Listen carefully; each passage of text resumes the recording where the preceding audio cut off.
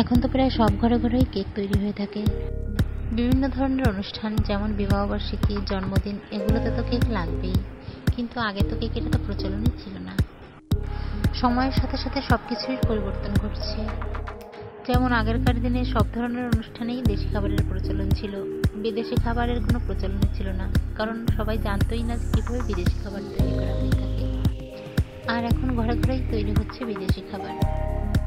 এখন যেন বিদেশি খাবার ছাড়া চলেই না। শুধু কেক নয়, আমার মনে হয় বাড়িতে তৈরি করা সব ধরনের খাবার ভীষণ ভালো, স্বাস্থ্যের পক্ষেও এটা ভালো। অনেক সময় দেখা যায় যে বাড়ি তৈরি করার জিনিস দোকানের মতো তো টেস্টি হয় না, কিন্তু তাও বাড়ি তৈরি করার জিনিস স্বাস্থ্যের পক্ষে ভীষণ ভালো। তো কথা বলতে বলতে আমার কেকের ব্যাটারটাও তৈরি করা হয়ে গেছে। আমার কাছে এটা ফেটানোর জন্য ব্যাটার নেই, তাই হাত দিয়েই করি, একটু সময় লাগে।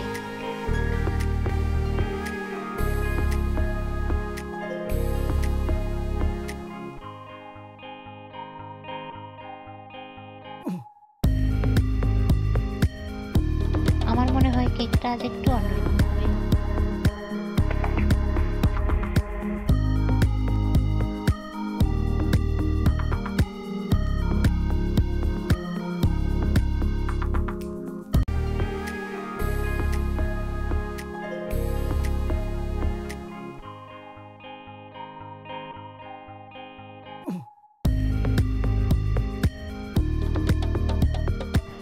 আজ এই কেকটা বাটি থেকে উপচে পড়ছে, এরকম কোনোদিনও হয়নি।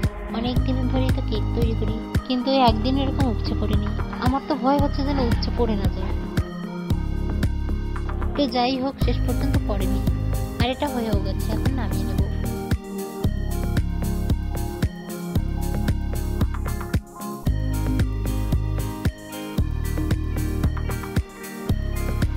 তো আমি কেকটাকে উল্টে নিয়েছি। এই পিঠটাও কিন্তু দেখতে ভীষণ ভালো লাগছে, মনে হচ্ছে যেন চকলেট কেক তৈরি করেছি।